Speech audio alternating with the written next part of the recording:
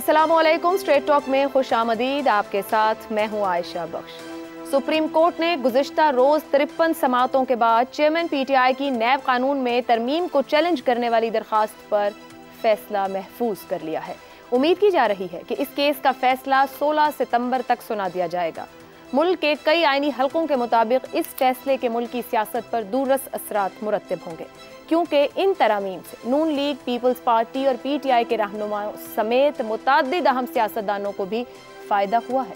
अब अगर supreme court ने नैब तरामीम को कलअदम करार दे दिया तो इन सियासी रहनुमाओं के खिलाफ मुकदमात दोबारा शुरू हो जाएंगे। इस हवाले से सारी नजरें chief justice Pakistan justice Umar Ata Bandial की जानिब लगी हुई हैं।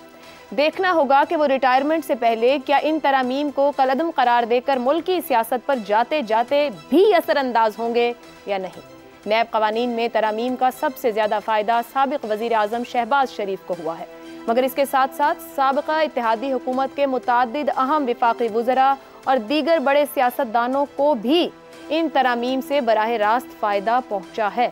इन सियासतदानों में नवाज शरीफ, आसिफ अली जरदारी, मौलाना फजलुर रहमान, मरियम नवाज, फरियाल तालपुर, इसहाक डार, ख्वाजा आसिफ, ख्वाजा साद रफीक, राना सनाउल्लाह, जावेद लतीफ़, खुसरो बख्तियार, आमिर महमूद कियानी, अकरम दुर्रानी, सलीम मांडवीवाला, नूर आलम खान, नवाब असलम रईसानी, डॉक्टर अब्दुल मालिक बलोच, नवाब सनाउल्लाह जहरी, बिरजीस ताहिर, शर्जील मेमन, अनवारुल हक काकड़, अमीर मकाम शामिल हैं। इत्तलात के मुताबिक नैब कवानीन में तरामीम से 755 केसेस इंक्वायरी स्टेज पर 292 इन्वेस्टिगेशन के मरहले पर हैं जो मुतासिर होंगे। इनमें से 510 केसेस सेक्शन 5O में तरमीम से मुतासिर होंगे। ये केस इस बुनियाद पर ख़त्म किए जा रहे हैं क्योंकि इनमें 50 करोड़ रुपए से कम की करप्शन के इल्ज़ामात हैं। सेक्शन 9A5 के तहत आमदनी से जायद असासों के 168 जुराइम और सेक्शन 9A6 के तहत आमदनी से जायद असासों के 213 इल्ज़ामात के केसेस मुतासिर होंगे। इसी तरह धोखाधड़ी के 89 केसेस मुतासिर होंगे। इस केस में सुप्रीम कोर्ट के 3 रुकनी बेंच का क्या फैसला होगा, ये आने वाले चंद दिनों में वाज़ेह होगा। तहम इस केस में 53 समाअतों के दौरान chief justice Umar Ata Bandial, justice Ejazul Ehsan के रिमार्क्स और जस्टिस मंसूर अली शाह के रिमार्क्स देखकर यही लग रहा है कि इस मामले में जज साहिबान के दरमियान आईनी और कानूनी निकात में इख्तिलाफ पाया जाता है। इसी पर गुफ्तगू करेंगे, इसके पॉलिटिकल इम्प्लीकेशंस क्या कुछ हो सकते हैं या कुछ नहीं होंगे। पैनल में हमारे साथ हैं अबसार आलम, शहजाद चौधरी, जैगम खान और इफ्तिखार अहमद। प्रोग्राम का पहला सवाल आप चारों से इस तरह से, 9 दिन रह गए, जाने से पहले शॉर्ट एंड स्वीट फैसला मुतवक्के, क्या सियासी गेम चेंजर साबित होगा? इफ्तिखार साहब, सियासी मैदान, सियासतदानों की अपनी काविशें, वो तमाम लोग जो ये कानून बना रहे थे उन्हीं से मुताल्लिक मामलात नैब में थे। अब इसके ऊपर कुछ ना कुछ रिमार्क्स में हमें नज़र आ रहा है मामला किधर जाएगा, क्या कुछ हो सकता है? देखिए, बात यह है कि अगर कोई ख़राबी में इजाफा करना है तो फ़ैसला वैसे ही होना चाहिए जिन खदशात का आपने इंट्रो में इजहार किया है और मुतासरीन की फ़हरिस्त भी आपने बता दी है, ठीक है। लेकिन एक डिबेट और भी है जो हमें गौर करना चाहिए कि मंसूर अली शाह ने इस सारी प्रोसीडिंग जो 53 प्रोसीडिंग्स हैं उसमें जो उन्होंने मौक़िफ़ अख्तियार किया है वो आइन के मुताबिक है, वो आइन के करीब है, वो आइन के हवाले से है। और जो इमरान खान साहब एक दरख्वास्त गुजार हैं वो 184(3) के तहत किस बुनियाद पर यहाँ पे तशरीफ़ लाए हैं, क्या वो मुतासरीन में शामिल होते हैं, क्या वो इन तरामीम से मुतासर हुए हैं या होते हैं, जबकि अपना उनका कंडक्ट क्या है कि बतौर पार्लियामेंटेरियन वो मौजूद ही नहीं है, वो पार्लियामेंट को छोड़ देते हैं। या एक आदमी जो पार्लियामेंट को छोड़ के बाहर जाए वो किस तरीके से ये कह सकता है कि वो मुतासरा फरीक है? और दूसरी बात यह है कि करप्शन जो है ये आइन की किस आर्टिकल की खिलाफ वर्दी है, ये भी तो तय करना होगा। अब रास्ता क्या ढूंढा जा रहा है? रास्ता ये ढूंढा जा रहा है कि किसी तरीके से आर्टिकल 2A जो है, जो करारदाद मकासद के हवाले से शामिल किया गया, उसको हथियार बनाया जाए। और मैं समझता हूँ अगर ऐसा किया जाए तो उसका मतलब है कि आर्टिकल 2A की तशरीह भी अब ये नहीं करना चाह रही है सुप्रीम कोर्ट। पहले सुप्रीम कोर्ट 63 की एक नई तशरीह कर चुकी है, अब इस आर्टिकल की तशरीह करके इसको इस्तेमाल करके फिर आर्टिकल 9, 14 और 24 को घसीट के लाएगी इस बहस में, वरना कोई तरीक़ाकार हम जैसे लोगों को समझ नहीं आती। क्योंकि वो ये कहते हैं कि जो करप्शन है ये इस्लामिक प्रिंसिपल के ख़िलाफ़ है और इसलिए ये 2A की वायलेशन है। जब ये 2A की वायलेशन है तो फिर इन आर्टिकल्स की वायलेशन है, इसलिए हम ये फैसला कर रहे हैं। इसके अलावा कोई तरीक़ाकार नहीं इन काबिल एहतराम जजेस के पास। और जो ये पेंडोरा बॉक्स खोल रहे हैं तो इसका इंतहा भी बहुत मज़े की होगी, क्योंकि एक दफ़ा अगर आर्टिकल 2A की तशरीह में ये तरीक़ाकार इस्तेमाल किया गया तो फिर इसका फ़ायदा आने वाले दिनों में भी उठाया जाएगा। ठीक। और दूसरा बात है कि जिन लोगों को सज़ा हो चुकी है आप उनको दोबारा तो सज़ा नहीं दे सकते ना, उन मुकदमात को आप दोबारा नहीं छेड़ सकते। भला आपकी ख्वाहिशात कुछ भी हों, आप चाहते हैं कि पाकिस्तान के अंदर मौजूद जो क्राइसिस है ये और गहरा हो जाए, आप चाहते हैं कि पाकिस्तान के अंदर जो एक अनारकी के करीब करीब हम खड़े हैं ये अनारकी में दाखिल हो जाए, ठीक है आप करके देख लें। लेकिन एक बात याद रखिएगा कि कुछ कवानीन ऐसे हैं इस मुल्क में जिनको आपने पहले भी तरमीम करके देख लिया और उस पर जो रद्द-ए-अमल आया वो आपके सामने कर लीजिए और देखते हैं जाते। तो एक बात का मुझे खदशा है अलबत्ता जो मैं शेयर करना चाहूँगा, वो एक और भी आपके पास दरख्वास्त है फ़ौजी अदालतों की, अब वो भी फैसला कर जाइए, क्योंकि आज आपने किसी को कहा कि आपके पास आए तो ये कर दें सारे फैसले एक दफ़ा। और अगर आप में इखलाकी ज़रूरत होनी चाहिए, ये फैसले चारों के चारों फैसले एक दिन में ही करें, एक सुबह को करें, एक लंच ब्रेक पे करें, एक शाम को अदालत ख़त्म होने से करें, ताकि अनारकी जो है वो अपनी इंतहा को पहुँच जाए। और याद रखिए, एक सेकंड याद रखिए, अगर आप ऐसे ही फैसले करते रहे जो आप पिछले 1 साल सवा साल से कर रहे हैं तो आप रास्ता देंगे उन कुव्वतों को जिनकी हम मुखालफत करते रहे हैं और आज भी करते हैं, लेकिन आप रीज़न दे रहे हैं उनको, क्योंकि आप एक ऐसा माहौल पैदा कर रहे हैं जिसमें लगता है कि अदालतें बनी इसलिए हैं कुछ लोगों को सहूलत फराहम करने के लिए। ठीक है, क्राइसिस गहरा होने का इम्कान। शहजाद साहब, नवाज शरीफ, शहबाज शरीफ, जरदारी साहब, फजलुर रहमान, मरियम नवाज, कई बहुत लंबी लिस्ट है सियासतदानों की और करीबन तमाम जमातों से लोग शामिल हैं जो इन तरमीम से मुस्तफिद हुए, एक cross the board. Chairman PTI पहले ही जेल में है। सुप्रीम कोर्ट का फैसला पूरी पाकिस्तानी सियासी लॉट को बुरे तरीके से मुतासिर कर सकता है, करने जा रहा है। अच्छा देखिए, आपका सवाल यह है कि गेम चेंजर साबित होगा या नहीं। उसके लिए तो सबसे पहले ये पता होना चाहिए कि गेम आपकी समझ में या नज़र में है क्या। जब तक गेम का पता ना हो तो गेम चेंजर कैसे हम एज्यूम कर सकते हैं। तो पहले तो गेम को तलाश करना पड़ेगा कि असल खेल है क्या, या खेल क्या हो रहा है, या क्या सेटिंग है जिसके तहत आप कह रहे हो कि अच्छा इस फैसले के बाद गेम चेंज हो जाएगी। मेरी नज़र के अंदर तो जो गेम है जिस तरह सेट हुई है इसी तरीके से आगे भी चलेगी। तो मुझे नहीं समझ आती कि गेम चेंजर कहाँ पे आ रहा है। ये कुछ लोगों के लिए शायद इसको मानना समझना मुश्किल हो, या चले शहजाद साहब, लेट मी इसको थोड़ा चेंज करके आपके सामने रखती हूँ। हम 16-17 में देख रहे थे, हमें नजर आ रहा था कि 18 में हम किस तरफ जाएंगे, क्या मामला हो रहे और किस तरह चीजें अनफोल्ड हुई, वो वक्त से पहले डिस्कस भी हो रही थी, ड्राइंग रूम्स में भी और खबरें भी आ रही थी, सब कुछ। आप कह रहे हैं जिस तरह गेम सेट, जिस भी तरह सेट है उसी तरह आगे बढ़ेंगे। तो मैं आपको पूछना ये चाहूंगी कि क्राइसिस गहरा होने का इम्कान है जिस तरह भी गेम सेट किया गया है, या सूरत हाल बेहतर होने का इम्कान है जिस तरह भी गेम सेट किया गया है? सूरत हाल बेहतर होने का इम्कान है। अगर आप पिछले 16 महीने में यकीन रखते हैं, अगर आप 16 महीने में यकीन रखते हैं तो अगले कुछ सालों में भी आपको यकीन रखना पड़ेगा। अब मैं रखता हूं या नहीं रखता, या बाकी ज्यादा जो तादाद है पाकिस्तानियों की रखती है या नहीं रखती, इसका मुझे पता नहीं, लेकिन मुझे यूं लगता है कि जैसे आने वाले इस इलेक्शन के बाद, इलेक्शन भी इंशाल्लाह होंगे, ज़रूर होंगे, इसमें तो इफ्तिखार साहब की अपनी भी बड़ी कमिटमेंट है इसके अंदर के ज़रूर होंगे और होने चाहिए आइन के मुताबिक। तो वो जब इलेक्शन हो जाएंगे तो जो भी निज़ाम सामने आएगा, जो हुकूमत, सियासी हुकूमत सामने आएगी, जो 16 महीने कतई कलामी की इमारत, 16 महीने जो हुकूमतें रहीं, वो वज़ीर आज़म कहते रहे हमने रियासत बचाई, सियासत नहीं बचाई। आने वाले 16 महीने या 32 महीने या 64 महीनों में सियासतदान और सियासत बचेगी, नजर आएगी? सियासतदान जो हैं वो फिर से रियासत भी बचाएंगे, सियासत भी बचाएंगे, मईशत को भी बचाने की कोशिश करेंगे। ठीक हो आने वाले 5 सालों के अंदर। अब वो कितनी देर तक चलता है, 36 महीने चले, 48 महीने चले, जल्दी इलेक्शन हो जाएं, वो बात की बात है। लेकिन एक प्लान के तहत 60 महीने का जो एक कंस्ट्रक्ट है वो आपकी नजर में इलेक्शन के बाद आ जाएगा। लेकिन मुझे क्विकली, आपने नैब का बड़ा इंपॉर्टेंट एरिया है, इसके ऊपर हमें इतनी जल्दी मुझे मौका थोड़ा सा दीजिएगा। कुछ पॉइंटर्स हैं जो हमें ख्याल रखना है, जो कि जब हम कह रहे हैं कि शॉर्ट एंड स्वीट का आपका ना, तो वो उसको हमें बड़ा सीरियसली लेना चाहिए। वो शॉर्ट एंड स्वीट किस तरीके से क्या नजर आएगा? पहली बात, क्या कुछ हिस्से गैर कानूनी करार दिए जाएंगे नैब के, यानी outright against the interest of the state, interest of the people of Pakistan, मफाद आमा के खिलाफ। अच्छा, और उसका मैं इशारा एक दो दूंगा आपको उसके आगे चल के।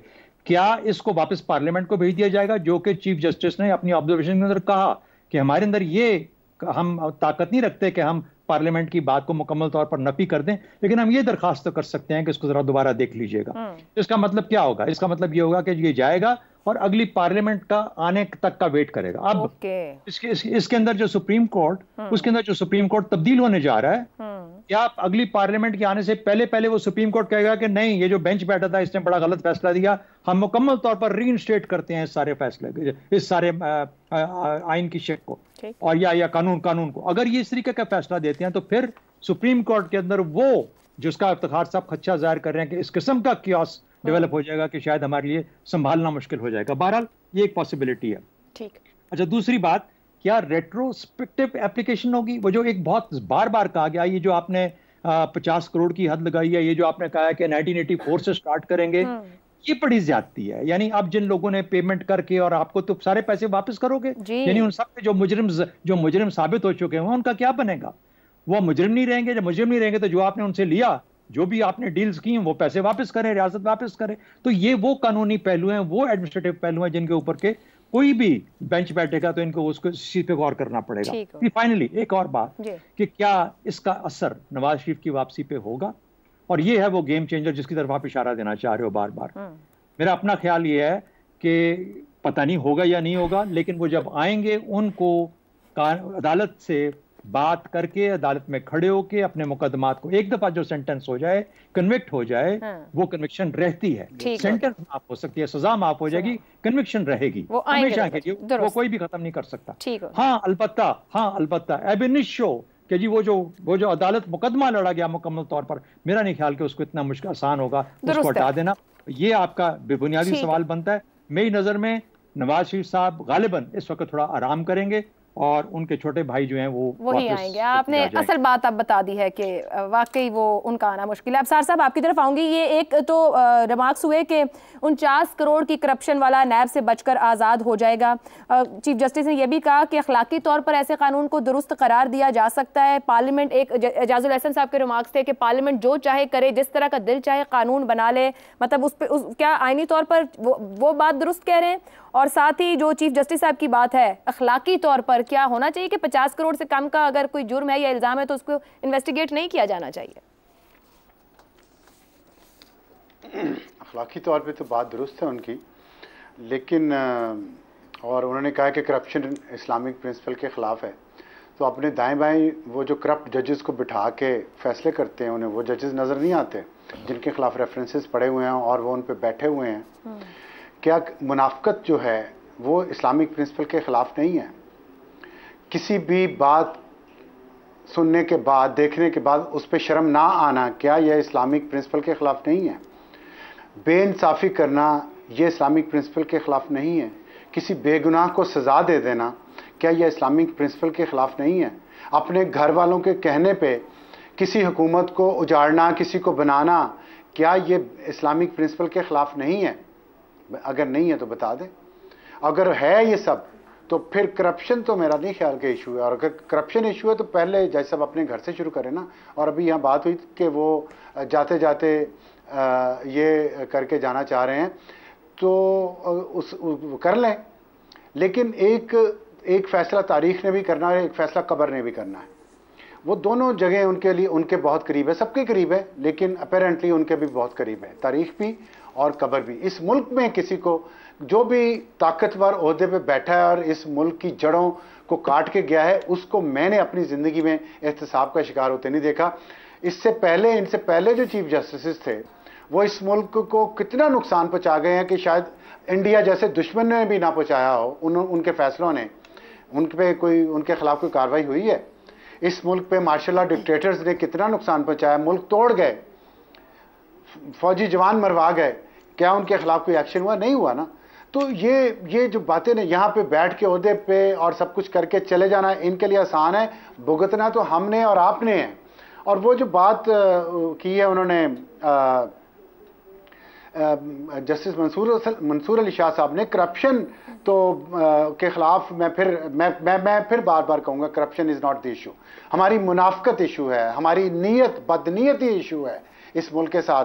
तो अगर करप्शन इशू है तो जस्टिस मंसूर अली शाह साहब ने एक बड़ा अहम सवाल उठाया। मैं देखूंगा, मैं चैलेंज करता हूं उस शॉर्ट एंड स्वीट डिसीजन में कि चीफ जस्टिस साहब अपने ज़मीर को और अल्लाह को और कुरान को सामने हाजिर नाज़िर जान के ये फैसला लिखें जो मंसूर अली शाह ने कहा कि जजेस और जर्नैलों का एहतसाब कौन करेगा। कहा है ना उन्होंने, अटॉर्नी जनरल को पूछा है ना कि ये दलाइल भी दें आप, तो अटॉर्नी जनरल भी पहले दलाइल दे और फिर उस पर चीफ जस्टिस फैसले में लिखें कि जजेस और जर्नैलों का हिसाब कैसे होगा। वो तो सबका कर लें, उनका कोई ना करे, जज का कोई एहतसाब हो सकता नहीं हो सकता ना। तो ये फिर जो उन्होंने ये तमाशा लगाया हुआ है, ये सब पावर गेम है और ये मुनाफकत है और इस मुल्क की जड़ों में जो चीज बैठी हुई है वो यही है। एक मैं बात और करना चाहता हूँ कि जो इफ्तिखार साहब ने भी केसेस गिनवाए हैं कि इस केस का भी फैसला करके जाएं, उस केस का भी फैसला करके जाएं, उस मुनाफकत वाले केस का फैसला भी करके जाएं जिसको उन्होंने पार्लियामेंट के एक्ट को सस्पेंड किया है, जिसमें ये कानून बना था कि बेंचेस जो हैं वो सुप्रीम कोर्ट का जज नहीं बनाएगा, वो 3 मेंबर जो सीनियर 3 जजेस होंगे वो बनाएंगे। और उस पे ऑब्जेक्शन है कि उसके बाद जितने भी बेंचेस बने हैं वो सब गैर कानूनी हैं, गैर अखलाकी हैं। तो उस बता दें वो मुनाफकत है, वो गैर अखलाकी है, वो गैर कानूनी है, वो क्या है? आयशा आप उसका फैसला कर दिएगा। सर मैं तो कोई फैसला नहीं कर सकती हूँ, सवाल ही कर सकती हूँ। जैगम साहब सवाल आपसे है, जैगम साहब से सवाल नहीं सर, मेरी जो एक्सपर्टीज है वो सवाल करने तक ही है। जैगम साहब सवाल आपसे है, जस्टिस मंसूर अली शाह ने सवाल किया क्या सुप्रीम कोर्ट पार्लियामेंट को कह सकती है आपने चालाकी और बदनीयती पर मबनी कानून बनाया? रिमार्क्स आप भी देख रहे होंगे जो दिए जा रहे हैं वहां पर। क्या ये जो स्वीट फैसला है हमारे लिए कितना स्वीट रहेगा, सियासी गेम चेंजर साबित होगा? पिछले 6-7 साल की सियासी तारीख के फैसले कहीं और हुए हैं। जस्टिस मंसूर अली शाह ने बुनियादी आईनी सवाल उठाया है, बिल्कुल, कि क्या इस बुनियाद पर पाकिस्तान की अदालत उज़्मा सुप्रीम कोर्ट किसी कानून का जायज़ा ले सकती है। इस बात पे किसी की नीयत ख़राब थी। मैं क्विकली ज़रा पब्लिक इंटरेस्ट का 140, 80 और 3 में क्या मतलब है और किस बुनियाद पे पाकिस्तान में किसी कानून का जायज़ा लिया जाता है, इसमें थोड़ी सी बात कर लूँ। देखिए, कोई बंदा अदालत में जाता है, वो कहता है मेरी बीवी मुझसे मोहब्बत नहीं करती।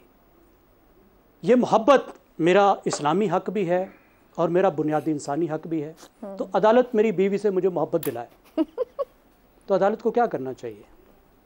अब मसला क्या पैदा होता है कि उस एक शख्स का मसला है, ये पब्लिक इंटरेस्ट नहीं है। बिल्कुल, पब्लिक इंटरेस्ट का मतलब है कि वो ऐसा मसला होना चाहिए जो हर शहरी से मुतल्लिक हो। बिल्कुल, वेरी ट्रू। हर पाकिस्तान का मर्द आके कह सके हाँ जी मेरा भी ये मसला है, फिर वो 184(3) के तहत पब्लिक इंटरेस्ट का मामला बनता है। कोई एक शख्स अपने अगर सिर्फ हक को लेकर आता है और वो सब का मसला नहीं है तो वो पब्लिक इंटरेस्ट का मसला नहीं होता। और आपको याद होगा, एक खातून आई थी, उसने कहा था गुलकार ने गाना गाया, उसने कहा है नी परवीन है, तो मेरी बड़ी बेइज्जती हो गई है। इफ्तिखार चौधरी ने गुलकार को बुला लिया था कि इसका बुनियादी इंसानी हक ख़राब हो गया है और वो माफ़ी मांग के भाग गया था। हमारी अदालतों में ये होता है। दूसरी बात, किस बुनियाद पर किसी कानून का जायज़ा पाकिस्तान की आला अदालत ले सकती है? सिर्फ फंडामेंटल राइट पे, और वो आता है आर्टिकल 8 से जी। पाकिस्तान का आर्टिकल 8 ये कहता है कि आइन में जो बुनियादी हकूक़ दिए गए हैं उनके ख़िलाफ़ कोई कानून साजी नहीं हो सकती। एंड या इस्लाम के ख़िलाफ़ बात हो या आर्टिकल 8 के ख़िलाफ़ बात हो तो फिर सुप्रीम कोर्ट उस कानून का जायज़ा ले सकती है। इसके अलावा किसी कानून का वो जायज़ा नहीं ले सकती। अब ये कहते हैं कि कुछ हकूक़ छुपे हुए भी होते हैं। ये बुनियादी इंसानी हकूक़ का एक ऐसा मफ़हूम भी लेकर आए हैं जो सूफियाना मफ़हूम है, जिसका कोई निज़ाम इंसाफ से ताल्लुक़ नहीं। अब जस्टिस मंसूर अली शाह ने यह कहा, और ये कहा इमरान खान के वकील से, कि अगर कोई जज माल खा लेता है, क्या जज माल नहीं खाते पाकिस्तान में? टिका के खाते हैं। तमाम हमारी जो शुगर मिले हैं उन्हें 1 दिन के अंदर मिलता है स्टे ऑर्डर। बिल्कुल, 1 दिन के अंदर। ये तफसील में नहीं जाऊंगा, बिल्कुल सब पता है, आपको भी पता है, मुझे भी पता है क्या होता है, लेकिन तौहीन अदालत हो जाएगी। कितनी चीनी डाली जाती है कप्स में, जी कितनी चीनी जो है वो जजों के कप में डाली जाती है तो स्टे ऑर्डर मिलता है। मेरा 2 अरब रुपया तो उन्होंने पूछा कि क्यों नहीं हो सकता। दूसरी बात उन्होंने पूछी जर्नैलों के बारे में। देखिए जी, ये बुनियादी इंसानी हुकूक का मसला है जिसमें जाकर कह सकते थे पाकिस्तान के सियासतदान कि ये डिस्क्रिमिनेटरी है। अख्तियार सिर्फ हमारे पास तो नहीं है, दुरुस्त, मुल्क का अख्तियार तो जजों के पास भी है, जर्नैलों के पास भी है। ये डिस्क्रिमिनेटरी है, इसको चेंज करें। लेकिन ये सवाल जिन्होंने चैलेंज किया वो इस सवाल को लाए ही नहीं है। 3 मसले हैं इस वक्त बुनियादी तौर पे तरामीम के हवाले से। नंबर 1 के पॉलिसी साज अदारों को अलग किया गया है। नंबर 2 $500 मिलियन से कम की करप्शन पे बात नहीं हो सकती। नंबर 3 माजी से $500 से कम की जो जिस चीज पर बुनियादी तौर पर ये नहीं एक सेकंड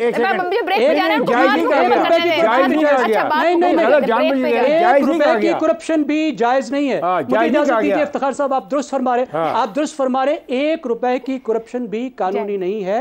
अलग अलग कवानीन मौजूद हैं। पाकिस्तान में कोई ₹1 की करप्शन भी नहीं कर सकता, कवानीन मौजूद है। सवाल ये कि नैब किस केस को देखेगी। अब जो इंटरेस्ट लग रहा है जी, अब ये बेंच जो है हम ख्याल +1 है, 2 हम ख्याल हैं, बस सब ब्रेक पे जाना है, क्लोज कीजिए इख्तलाफी नोट। मैं सिर्फ आखिरी बात से अर्ज कर लूँ, ये बहुत अहम है। इस वक्त जिस पर तवज्जो हो सकती है, जिस चीज़ में तब्दीली आ सकती है, वो है माजी से इतलाक। क्योंकि कुछ वकीलों का ख्याल है कि अगर माजी से इतलाक को ख़त्म किया गया तो फिर आसिफ अली जरदारी और नवाज शरीफ पर असर पड़ सकता है। लेकिन ये जहन में रखिए कि जब नैब का कानून 2002 में बना था तो उसका 1986 से इतलाक किया गया था। बिल्कुल ठीक है सर, ने उसको उस पर अपील को फेंक दिया था। चलें जी, एक ब्रेक लेते हैं, ब्रेक के बाद वापस आएंगे तो अगले मौजू पर गुफ्तगू रहेगी। 6 सितंबर अस्करी एतबार से पाकिस्तान ही नहीं बल्कि तारीख़ी आलम में भी कभी ना भूलने वाला दिन है, जब कई गुना बड़े मुल्क ने अफरादी क़ुव्वत में कई गुना ज़्यादा लश्कर और दिफाई वसाइल के साथ पाकिस्तान पर बिना ऐलान रात के अंधेरे में फ़ौजी हमला कर दिया। इस छोटे मगर गयूर और मुत्तहिद मुल्क ने अपने दुश्मन के जंगी हमले का इस पामर्दी और जाननिसारी से मुकाबला किया कि न सिर्फ दुश्मन के सारे अज़ाइम खाक में मिल गए बल्कि बैनुल अक़वामी सतह पर भी इसे शर्मिंदगी उठाना पड़ी।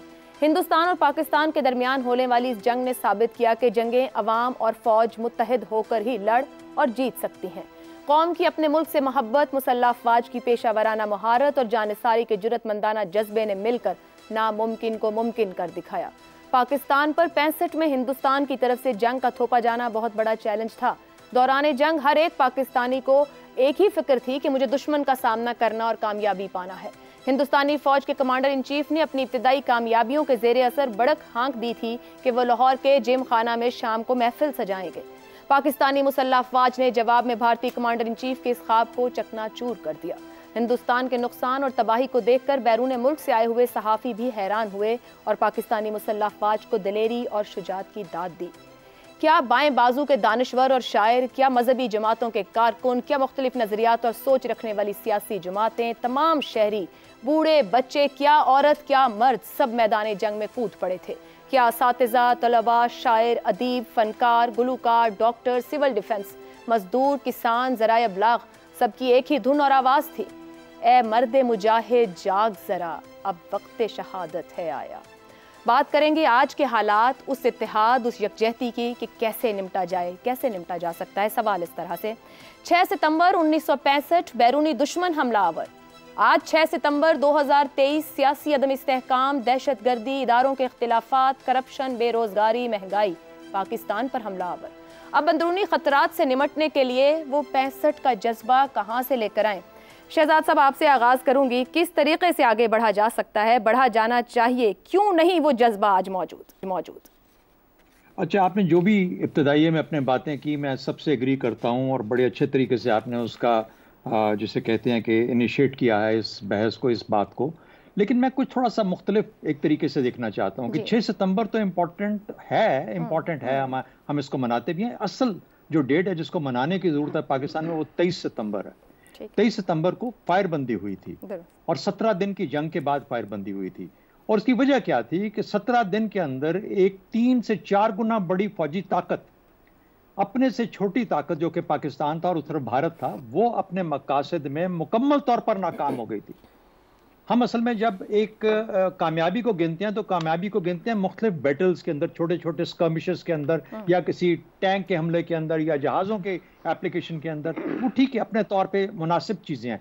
असल फेलियर जिसे कहते हैं स्ट्रेटेजिक फेलियर, वो ये था जो इसको इंडिया को शर्म अपना उसको खानी पड़ी उस चीज़ की, और वो ये थी कि इतनी बड़ी कुव्वत होते हुए वो अपने मकासद हासिल नहीं कर सका। पाकिस्तान ने बड़ी दिलेरी के साथ उसको रोके रखा। तो ये बुनियादी वजह थी। दूसरी बात, जज्बा, आपने कहा कि वो जज्बा जो था वो किस तरीके, देखिए जज्बा यकजहती, उस वक्त की ये यकजहती और जज्बा जो था, जो कि एक कौम के तौर पे वो जंग लड़ेगी, कोई शक नहीं। आज क्या जज्बा, किस जज्बे की जरूरत है? आज जो आपका अशराफिया है, जिनके आपने नाम लिए पहले सेगमेंट के अंदर इतने सारे लोग, और उससे भी बढ़ा दीजिए उस अशराफिया को, वो खा चुके हैं इस मुल्क को। तो आज अवाम से क्या यकजहती मांगते हैं? अवाम तो भूखे बेचारे बैठे हुए हैं। तो आज उनको कुर्बानी देने की जरूरत है। अपनी नीयतों को और मुनाफिकतों को उनको दूर करना है, ताकि ये अवाम के लिए उनका हक उनको वापस किया जा सके। तो जो भी कोई कोशिश करेगा उस तरीके से, आज उसकी जरूरत है। तो जज्बा ऑपोजिट साइड पे चला गया। जज्बे और किस्म का जज्बा चाहिए आज, नियतन ठीक होनी चाहिए चीजें। तीसरी बात, जो बैटलफील्ड का एक जो जिसे कहते हैं ना, जो बुनत होती है, वो बड़ी इस्टेब्लिश्ड होती है, तरीका होता है। फौज, आपको दुश्मन का पता है कि मेरा दुश्मन कौन है, मैंने इस दुश्मन से कैसे लड़ना है। मसला और मुश्किल आज के जंग के अंदर ये है, और जो अंदरूनी महाज के ऊपर, कि आपका दुश्मन आपके अंदर ही बैठा हुआ है। बिल्कुल, अंदर से उठ के रियासत पे हमले करता है, अंदर से उठ के रियासती इदारों पे हमले करता है। आपका अपना ही होता है, अपने ही लोग होते हैं जो कि हमले करते हैं। ऐसे दुश्मन के ऊपर आपको हावी होना सबसे मुश्किल काम है दुनिया का, क्योंकि आपकी सफों में से निकल के वो आपके ऊपर हमलावर होता है। दुरुस्त। तो ये तीन बुनियादी चीजें। ठीक हो गया। अफसार साहब, 65 में एक फौजी हुक्मरान के तहत भी दुश्मन से मुकाबले के लिए कौम इकट्ठी हो गई। 4 साल बाद उसी के खिलाफ अवामी तहरीक चलाकर उस हुक्मरान को रुखसत किया। सबक यह हुआ कि मिलकर किसी भी दुश्मन या मुश्किल से निपटा जा सकता है। सियासी स्कोर बाद में भी सेटल होता है। क्या आज मसाइल के हल के लिए सियासी इख्तलाफात पसे पुश्त रख के वो सियासी यकजहती जरूरी नहीं है? सियासी स्कोर बाद में सेटल होते रहेंगे। 4 साल बाद उस जंग के क्यों तहरीक शुरू हुई, और उस जंग के वक्त कितनी मकबूलियत बामे अरूज पर थी जनरल अयूब खान की, उससे मुझसे आप तबसरा ना ही करवाएं इस वक्त तो बेहतर है, क्योंकि इस जंग को गुजरे हुए ना ही करें, आज पे ही आ जाए चुके हैं। हाँ, बेहतरीन है। Thank you so much. मुझे भी अभी थोड़ा सा कुछ और भी काम है कुछ दिनों तक, तो बात इस आज की कर लें। आजा। ठीक है, छोड़ें उस बात को। आज हमने क्या सीखा? आज इरशाद साहब ने बिल्कुल दुरुस्त बात की है कि अंदरूनी दुश्मन हम पे इतना हावी हो रहा है और नहीं होना चाहिए। सिर्फ आज की खबर आपको बता रहा हूं। तोरखम बॉर्डर पे अफगानिस्तान के साथ हमारी लड़ाई हो रही है, उधर से फायरिंग हो रही है, इधर से फायरिंग हो रही है, और तोरखम के उस तरफ अफगानिस्तान में वो हुकूमत है जिसको हम लेके आए, जिस पे हमारे DGISI साहब सेरीना को यूं करके कप पकड़ा हुआ था, उन्होंने चाहे कहा था everything will be okay, I can see everything is okay. Number 1, वो कौन लेके आया तालिबान को? नंबर 2, आज आप इतनी खौफनाक खबर मैंने थोड़ी देर पहले पढ़ी है कि चित्राल में बैम्बुरिक, बहुत लोग गए होंगे, मैं भी गया हूं वहां, बहुत खूबसूरत वैली है, वहां पे TLP घुस चुकी है, लड़ाई हो रही है वहां, पाक फौज के जवान शहीद हो चुके 4। अब आप मुझे बताएं, TLP अंदर घुस के कब्जा कर रही है 2 चौकियों पे। ये आज की खबर बता रहा हूं। स्कर्दू, सॉरी TTP, माफ कीजिएगा, TTP, ठीक है। तीसरी तरफ देख ले, स्कर्दू और गिलगित पे जैसे ही पहली फ्लाइट आई है दुबई से डायरेक्ट स्कर्दू में, और चाइना के साथ थोड़े ताल्लुकात मजीद बेहतर हो रहे हैं, गिलगित और स्कर्दू में एक बेहद बेअमनी की कैफियत पैदा कर दी गई है फिरका वाराना बुनियादों पर। और फैसलाबाद में 2 दिन पहले उस पादरी को गोली मार दी गई, मार डाला गया, जिसने और नारे लगा रहा था वो कि लब्बैक या रसूल अल्लाह, और उस पर इन्फ्लुएंस किसका था? तहरीक तालिबान पाकिस्तान का, TLP का। अब ये अंदरूनी जो लड़ाई हमारे और ये बैरूनी लड़ाई जो हो रही है इस वक्त, जो जंग हो रही है, इसमें एक तरफ TLP है, एक तरफ TTP है, और दूसरी तरफ हम हैं। TTP और TLP दोनों। मुझे ये मेरा सवाल है ये आज पाकिस्तान के कर्ताओं धर्ताओं से, और जिन के हमने नाम लिए पिछले सेगमेंट में, जिन के नाम हमने नहीं लिए, उनसे यह सवाल, ये TLP और TTP किसने बनाई? किसने आज हम पे ये जंग मुसल्लत की हुई है? आप उनसे कितना लड़ लेंगे? 70-80 हजार लोग हमारे मारे गए हैं, 5000 हमारे फौज के जवान शहीद हो चुके हैं। उनको किसी ने पूछा? Valid question. अफसार साहब, मुझे ब्रेक पे जाना है, वापस आते हैं तो आपके इसी सवाल को आगे लेके चलूंगी। जी ठीक है अफसार साहब, आपके पॉइंट आ गए, इसी सवाल को मैं ब्रेक के बाद उठाती हूँ। एक ब्रेक लेते हैं। ज़ैगम साहब, इख्तिलाफात पीछे रखकर कौमें आगे बढ़ती हैं, मुआशरे बनते हैं। आज सियासी जमातें सियासत और मईशत की बुनियाद पर नए रूल बनाने के लिए तैयार क्यों नहीं हैं? क्या मायूसी ही मुकद्दर रहेगी? मैं थोड़ी सी उम्मीद की बात पहले कर लूँ कि आज का दिन हमने रखा है कौमी तहफ़्फ़ुज़ के अलामत के तौर पर। मैं समझता हूँ ये वो पॉइंट है जिस पर पाकिस्तानी कौम हमेशा यकजा थी, हमेशा यकजा रहेगी। जो जज्बा 1965 में था वो आज भी है। पाकिस्तान का न्यूक्लियर प्रोग्राम जुल्फ़िकार अली भुट्टो ने शुरू किया, जिसने उसको फांसी दी उसने भी उसको जारी रखा, और उससे नफ़रत करने वाली सियासी जमातों ने जब ज़ियाउल हक़ को रिप्लेस किया उन्होंने भी जारी रखा। कोई डिक्टेटरशिप, कोई पार्टी, कोई सिविल सर्विस, कोई फ़ौज, किसी के दरमियान में कोई फ़र्क नहीं था कि तहफ़्फ़ुज़ की बात है, हमने इसको जारी रखना और उस पर खड़े होना है। आज जब पाकिस्तान अंदरूनी तौर पर ही सही लेकिन अपने तहफ़्फ़ुज़ की जंग दहशतगर्दी के ख़िलाफ़ लड़ रहा है, तो ज़रा देखिए कि हमारी मलाला जैसी बच्चियां भी खड़ी हो जाती हैं। अवामी नेशनल पार्टी जिसको गद्दारी गद्दारी गद्दारी के इल्ज़ामात लगाए गए, 1400 अफराद उसके शहीद हो चुके हैं, इसलिए कि वो कौम के साथ खड़े थे, दहशतगर्दों के ख़िलाफ़ खड़े थे। आज भी हमारे जवान शहीद हो रहे हैं, अवाम और फ़ौज इकट्ठी है। अब मसला कहाँ है? देखिए 17 दिन हमने जंग लड़ी, वियतनाम ने 19 साल जंग लड़ी। 19 साल किससे लड़ी? अमेरिका के साथ।